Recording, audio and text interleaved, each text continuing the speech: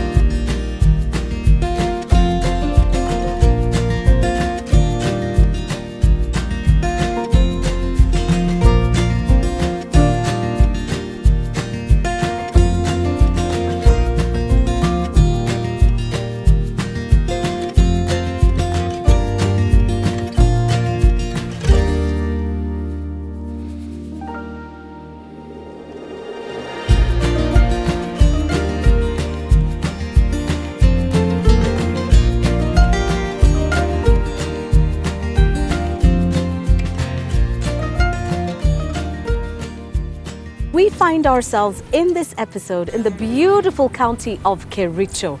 And Kericho is known for lush tea farms. And a lot of the people who live here and in adjacent counties are people who will work on the tea farms. A lot of farmers, they've got cows, there's dairy farming. And many of the parents, the people who live here are parents. They've got children that they're educating, maybe from picking tea in the farms, from taking care of the animals. And we're here because of an initiative that deals with parents, courtesy of Fine Urban, and that is Jengea Wazazi na Fine Urban. Yes, and that's why you see us coming to deepest parts of Kenya.